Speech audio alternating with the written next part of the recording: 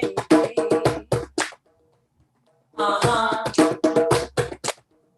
time gonna get it right. This time gonna come undone.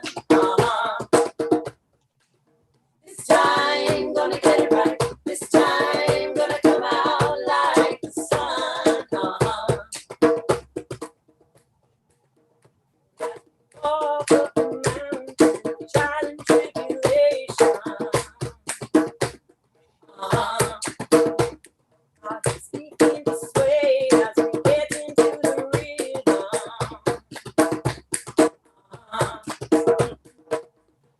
I'm gonna get it right. This time gonna come undone. I'm gonna get it right. This time gonna come out like the sun. We walk through the valley of tears and sorrow. That we're having is maybe tomorrow. River of tears is melting us down.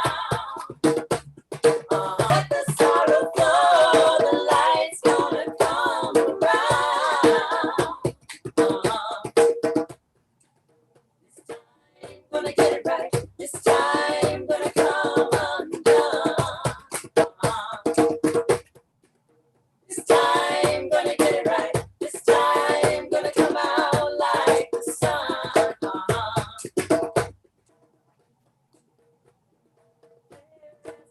Baby, naked as a holy wall.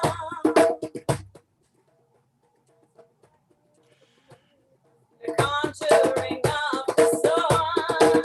We're coming undone. Coming undone.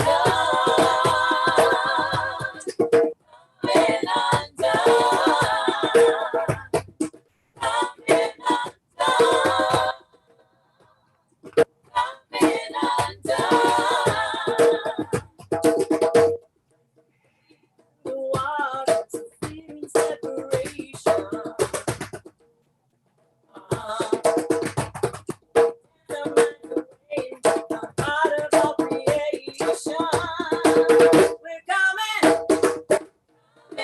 undone.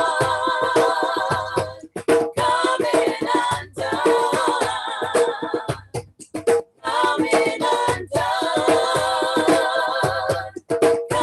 undone. Coming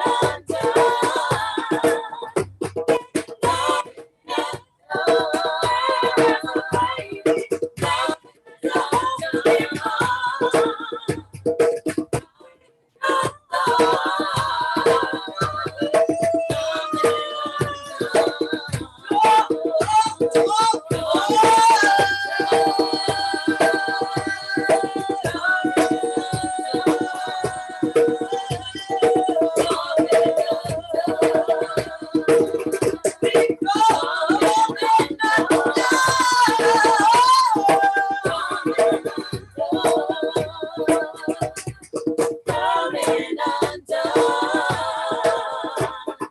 coming undone, bearing a son.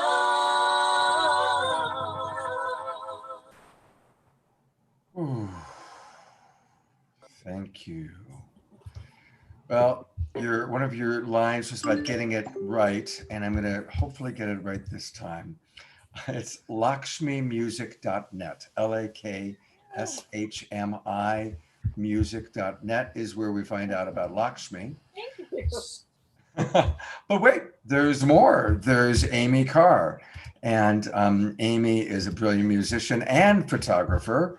And hers is pretty easy to find. amycarr.com, AMYCARR.com. So there's that one. But wait, there's more. There's Suzanne Sterling. And Suzanne has not one, but two websites that we want to definitely let everybody know about. First one's pretty easy. It's her name, SuzanneSterling.com, SUZANNE, Sterling.com. And lot of stuff going on there, her albums. And so definitely go to all of their websites. These ladies are amazing. And then also, many of you probably know Suzanne and the work that she's been doing in the yoga community. And so I also want to put the spotlight for a moment on offthematintotheworld.org. Offthematintotheworld.org, training leaders worldwide in social change. Thank you so much, Suzanne, for what you're doing. Thank you, ladies, for all that you do. So good to hear your music again, playing again. And thank you for just really lifting up our spirits in such beautiful ways. All right. And now it's my pleasure to turn it back to Deborah, who has a very special guest for us.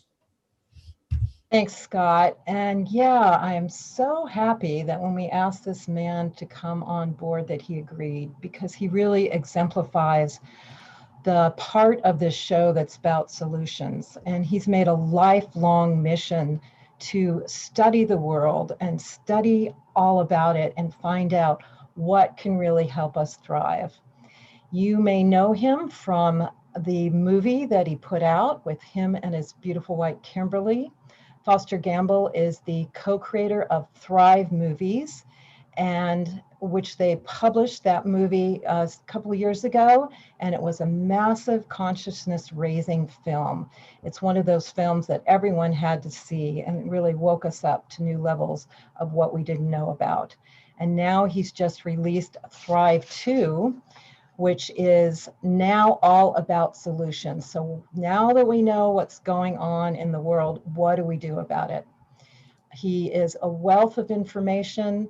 The movie is a must-see. We'll post the links in the chat box, and I'd really love to warm welcome with so my heart open, Foster Gamble. Thank you, Deborah. It's really an honor and a privilege to get to participate with this group. I love the topic that you chose, especially for this week in our lives of unifying through compassion and solutions. And you guys have been such a lifeline to so many ever since the lockdown started. So I've enjoyed watching a lot of these shows, and it's great to get to share a little bit this time. So, okay, 10 minutes. I'm going to need to be very succinct, which is often a challenge for me. But here's my intention. What I want to do is create a little 10-minute time capsule, a hologram, if you will, for us to truly and ultimately move beyond our political polarity, not just in our meditations, but in our 3D civilization. If what I say interests you, you'll find a much fuller version in Thrive 1 and Thrive 2, but we'll give you a little trailer tonight. So one of the things that I've noticed is that whichever way any election goes, usually there's about 49% of the population who's really upset. In fact, dangerously disappointed. And this is not by accident, according to my research. We are being kept intentionally unstable. It's a lot easier to control people when they're afraid and unstable. So why do we settle for the lesser of two evils if by definition that's going to lead to evil? How many of us really think that we're going to solve the major problems that we're facing through politics? I actually asked that question to a large group that I was addressing recently, and the answer was hardly anyone. So it's quite a predicament that we're in when we're depending so much on politicians, and yet hardly anyone believes they're actually going to be able to solve the problems. So however any election goes, recovery, which is a lot of what the topic of tonight is about, is not, for me, about just going into our safe spaces and clutching our security blankets or going into denial, but it is about authentically feeling our feelings and finding our center, and then going full out to find and create the condition that truly transcends political divisiveness. So how in the world do we do that? Well, fortunately, especially for this group, I believe that it starts with consciousness. So the time that you've been putting in has been well spent.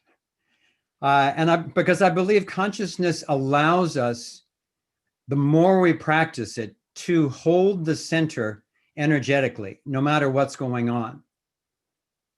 And then as we move into our lives, to act without losing that center, without violating any other sovereign beings, and eventually without getting sucked into politics, which was specifically designed to divide us into teams fighting over the reins of coercive power over others for the benefit of the few controllers who really, in my research, control both sides, and they have for centuries.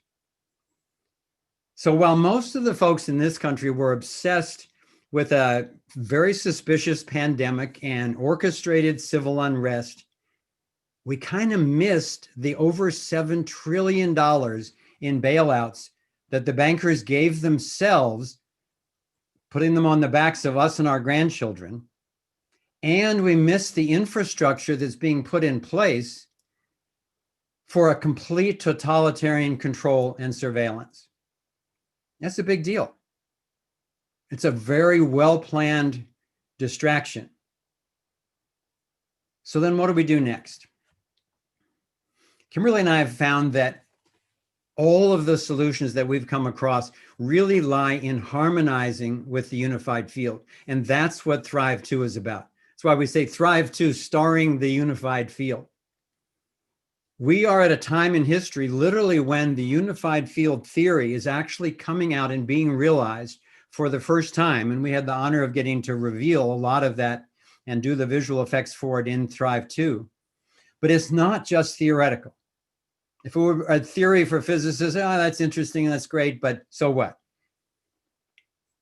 The reason we made Thrive 2 is that what we saw was that this emerging theory of oneness is also validated through the applications that we found and that we filmed in the form of multiple free energy devices, cures for cancer and other so-called incorrigible diseases, and maybe most importantly of all, a coherent ethical philosophy that can take us beyond the destructiveness of adversarial politics. That's why I was particularly thrilled to get to be on here tonight to at least say a few minutes about it.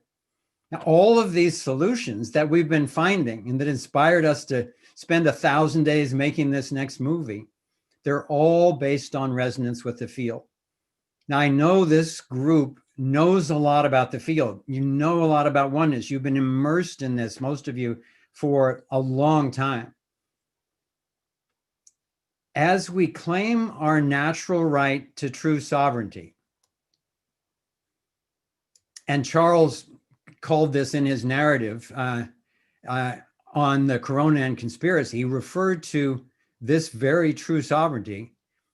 These solutions, which have been so suppressed in terms of our freedom, in terms of the energy devices, in terms of cures and so forth, they are getting liberated and will help us thrive.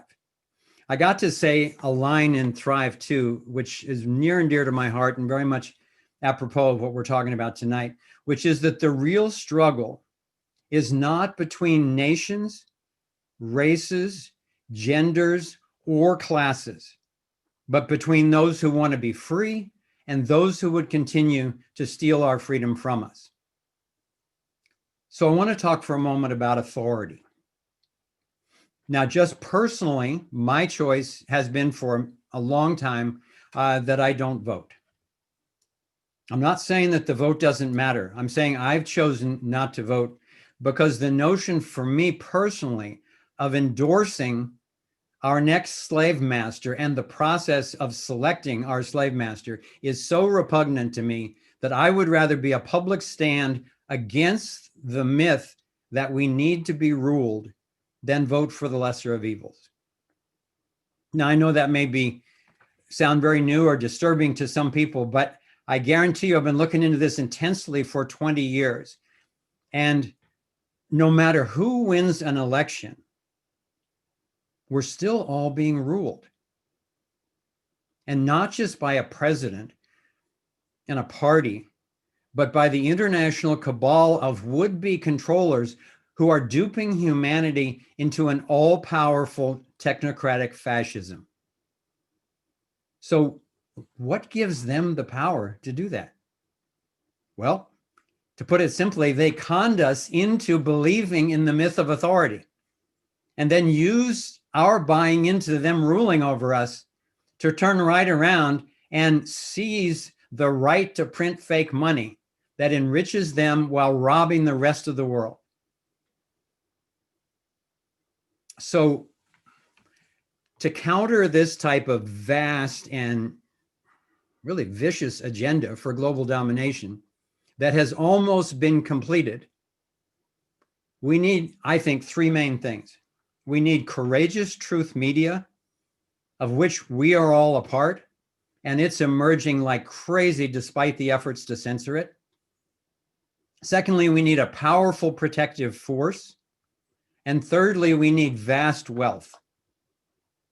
And I'm thrilled to say that after 8 years of intensive research and travels to meeting the high-level people in the Asian Dragon Alliance and the US White Hats and so forth, I'm not going to go and try to explain all that. You can, look it up on our website, or we mentioned a little bit in Thrive 2, and you can find out a lot about it on the internet. I can say that after 8 to 9 years of direct experience, these projects are very real, and they're very well intended, and they're very powerful. The Asian Dragon Alliance are the wealthiest people in the world by far, and they are committed by their own spiritual covenant to bringing that wealth to bear on rescuing the ecology of the planet and restoring the economy of the planet. And the White Hats, they're like the good guys in the institutions of the army and the government and the intelligence agencies and so forth. They're really ticked off at what has happened to the institutions that they joined out of good intentions. And they are very well organized. They don't want to start World War III, but they are emerging hand in hand with the Dragon Alliance to actually restore a sense of freedom, a sense of integrity to the Republic, and to reboot the global economy. So I didn't know this when we did Thrive 1. I was invited to travel to meet these people and get educated, and it's some of the best news I've ever come across. So a lot of us have been involved in becoming more conscious. But what is it that we need to become more conscious of? Well, the next thing I want to talk about is voluntarism. That may be a new word to a lot of you. And I believe first and foremost, what we need to do is get an effective answer to the question that many of the speakers have addressed tonight. How do we coexist when we disagree? And in my experience, only ethics takes us there. In traveling all over the world, Kimberly and I have asked a lot of people about a lot of things, and we've only found one thing that every single human being that we've met so far agrees to. So it's probably a pretty important thing. Well, what it is that they agree to is that they don't want to be violated against their will. So let that sink in for a minute. Think how hard it is to get, 3 family members to agree on where to go for dinner. Try to get the whole world to agree on anything. So the one thing they agree on is they don't want to be violated. So the answer to that is what's known as the non-aggression principle.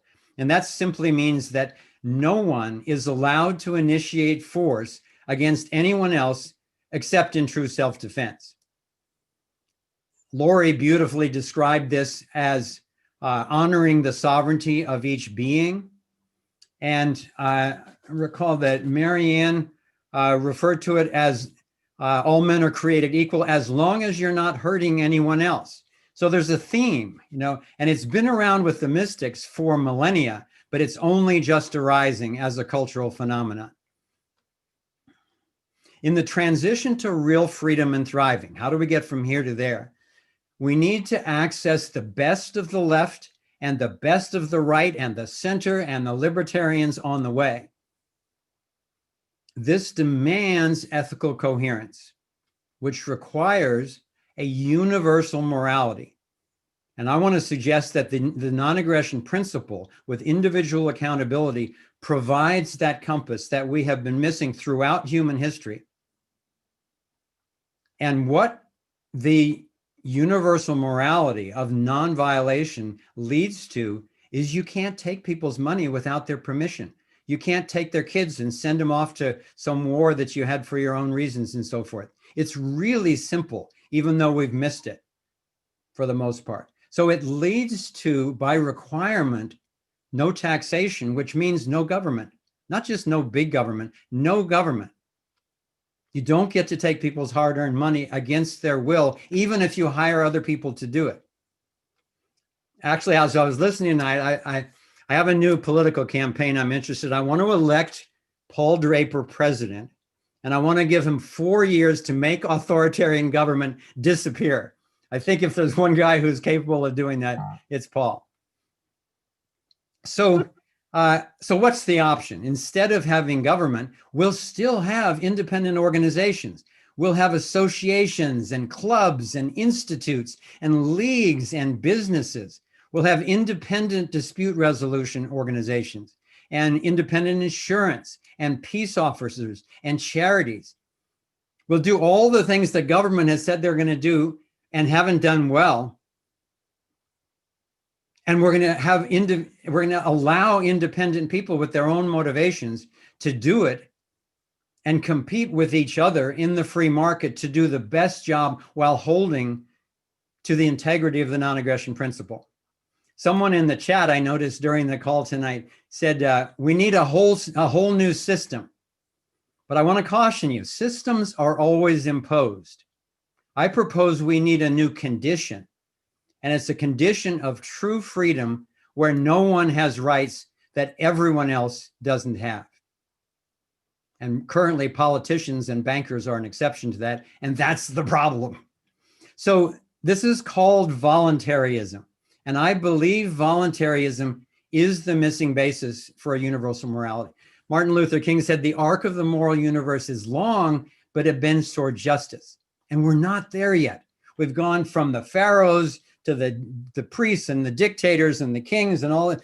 We've gone more and more toward individual freedom, but we're not there yet. Even if democracy were honest, it's still mob rule. So you get 49% people pissed off. So I asked the same audience that I referred to before, who do you think should rule?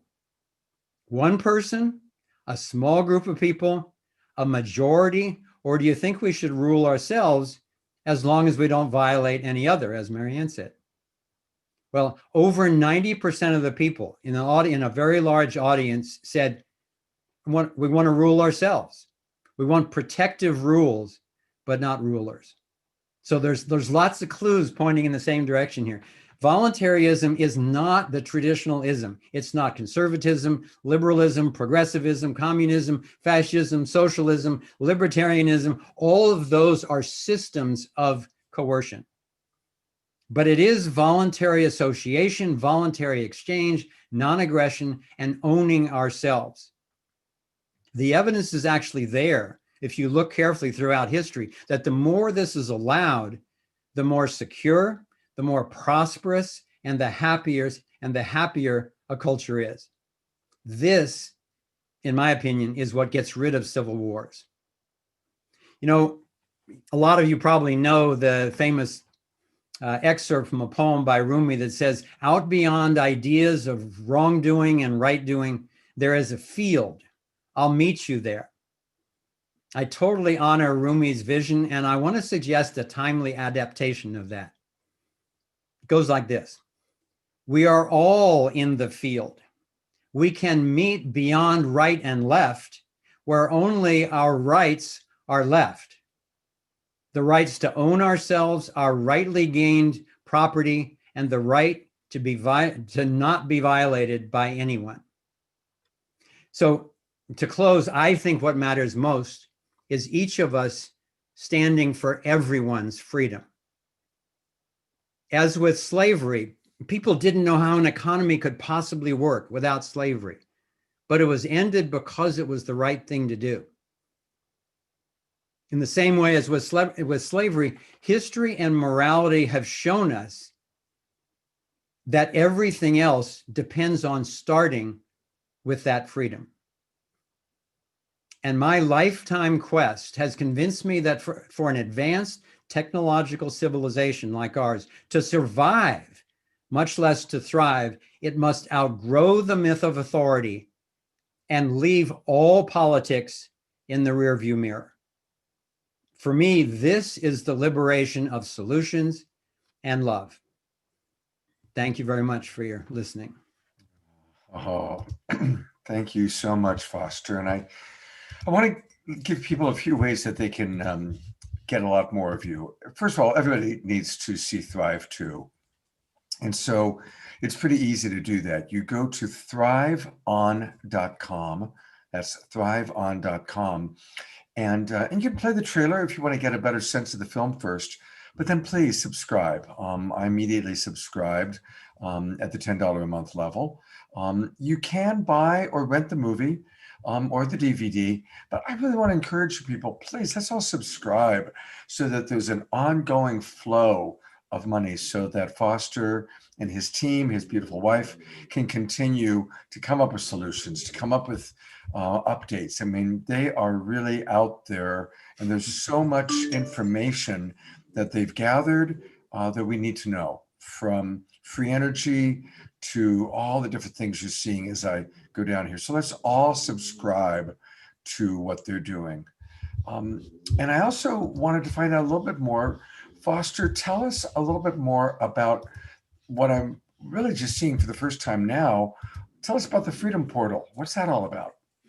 Well, the Freedom Portal is really my passion. I don't think I'll make another feature-length movie in my lifetime, but I do want to be in this freedom conversation till my last breath. So we have just recently opened an aperture to the world, similar to what you've done here, for communications both ways. And the purpose of it is to provide people with the information and with the opportunity to interact and move into action to actually create a condition of freedom on the planet. The subtitle of the Freedom Portal is "There is light at the end of the rabbit hole." And we go all the way to the center of the deceptive agendas. And then we come out the other side to the principles and the strategies, the facts and the evidence to actually to reach the solutions and the freedom and the light that's at the other end. So we're also about to launch our new Solutions Hub. We've already got over 1,100 groups in 90 plus countries around the world who are working in their own self-created way, inspired by Thrive, on various solutions. And we're bringing that all to our new website. And we've got a whole new hub, a solutions hub that's going to be in 40 languages. And it's free and provides everybody a way to learn how to get really effective in your own, realizing your own purpose and direction and goals. And then we have an infrastructure by which you can find other people, either locally or regionally or anywhere in the world by issue. And then all sorts of processes by which to collaborate effectively that we have found really work with groups that we've coached all over the world. So if you want to get involved in the conversation, and if you want to get involved in effective action, then come to thriveon.com, check out the Freedom Portal after you've seen the movies. And then within the next few weeks, we'll have the Solutions Hub up to serve everyone. Fantastic. Well, definitely we will continue to track all that you're doing and let people know in our network. And thank you so much, Foster. Thank you for being with us tonight. My pleasure. Special evening. God bless you. Thank you, everyone. Bye-bye. All right. Well, you know, there's another wonderful leader in our field who I actually met through Deborah. That's one of the great things about what we do is we get to meet so many amazing people. And Neil Gaur is the founder and creator of Portal to Ascension. He has really done a terrific job. He just had a terrific conference that I was absolutely glued to it. There's so many new speakers I learned about through his conference. And Neil's with us tonight. And in addition to being the founder of Portal to Ascension, he produces workshops and seminars and he's also a poet. And so we're going to now turn it over and get a chance. And this guy's usually behind the scenes. He's running the cameras. He's making the workshops happen. But this is a chance for us to really kind of drop in to some of the creative expression from our dear friend, Nilgar. Thank you so much, Scott. Thank you, Deborah. Hello, everybody. So nice to be here with you all. I wanted to tell you a little bit about Portal to Ascension, but I don't think I have time for that. So I'll leave that to Deborah and Scott at the end. But just real quick, Portal to Ascension, create around 100 to 110 events a year at this point. Have a full-on online university with 10,000 hours of plus of footage. If you're interested in receiving thousands of hours of free footage, similar to the way Netflix is laid out, categories, topics, all that stuff, portaltoascension.org. But my truest passion, one of my true passions, I guess, is definitely rapping and spoken word poetry. I've been doing that since 2008. And I do this at a lot of events, a lot of spiritual events. I perform, but I always forget to plug where people can learn more about my spoken word and poetry. You can go to youtube.com/MC Resonance, M as in Mary, C as in cat, Resonance, or you can go to Instagram, MC_resonance there. And on my YouTube, I'm all over the world at different ancient sites performing spoken word, like the Yucatan pyramids and Peru and a lot of other places. So it's pretty fun to watch. And what I'm going to do today is, this event is about unity, and Portal to Ascension is synonymous to unity consciousness and to bring forward that singularity in a world of duality. And we've seen the division is hardcore, and divide and conquer has definitely been a technique that has been used for ages, for thousands of years. So I'm going to do two spoken word pieces. One I created while I was on the train when I was taking my master's in England, and I was on the tube going to school. And I wrote this. It's called Political Spirituality. And I guess it's very fitting into now, because in the last 4 years, what have we noticed? All these spiritual people that had nothing to do with politics are now been politicized, right? So this is about Constantine and the Council of Nicaea and how they basically manipulated Christianity and changed the books, created their own gospel, if you will. And now that is basically the one that had been circulated. We can go into details on why and what happened, but that would be a whole lecture in itself. So I actually started creating spoken word poetry to convey entire lectures in one spoken word piece. I go really fast normally, so I'm going to try to go a little slow for everyone.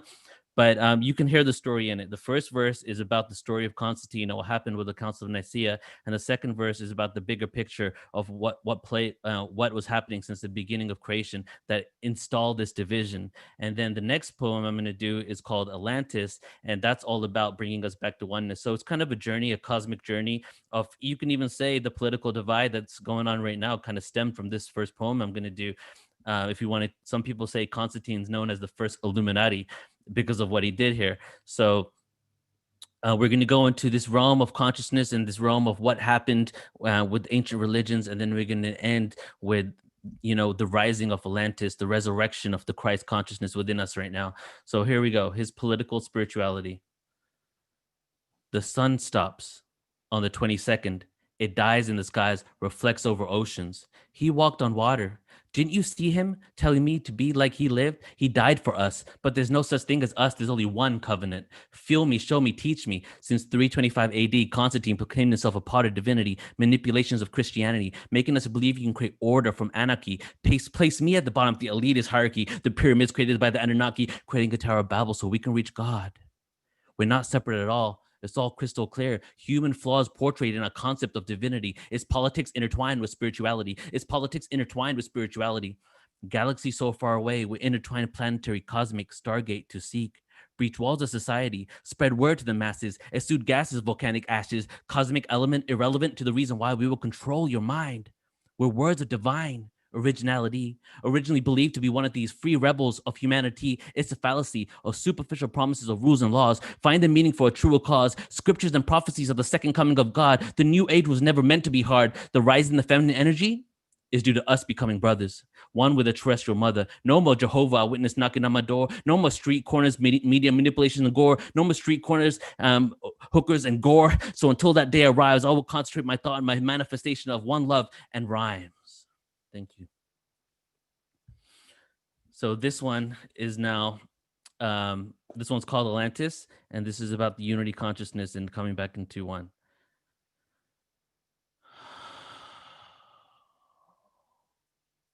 So are we one yet? Going back to source. No remorse will reinforce the course that we all endorse. Unconditional love. It's the highest vibration, a gift from above. Desolation or separation, we must be the ones to say this is enough. You see, the third dimension, man, it was meant to be tough. There is no captivity, so unlock the cuffs, move away from hate and begin to trust. Our thoughts shift the earth's quest into a straight axis. Just like in Atlantis, stop causing damage and learn to manage self-realization. When people start to vanish, we change our intentions and join the like-minded souls in the fifth dimension. What is it that you envision for the future incarnations? The Christ consciousness has arisen. Tear the perception of being in a prison, this industrial system, slumber of opposites, duality where we get lost and forget how to achieve liberation. The curiosity won't last for long at all. As you move to the aquatic age, break free from the third dimensional cage of limitations, Freemasons being misplaced in this illusionary reality, governing authorities, there will be no more war. Co-create a love ambassador, open the doors. Life isn't supposed to be a chore. No getting on your knees, worshiping entities from the floor. The message is simple, man. We don't need to know anymore. We are the ones that we've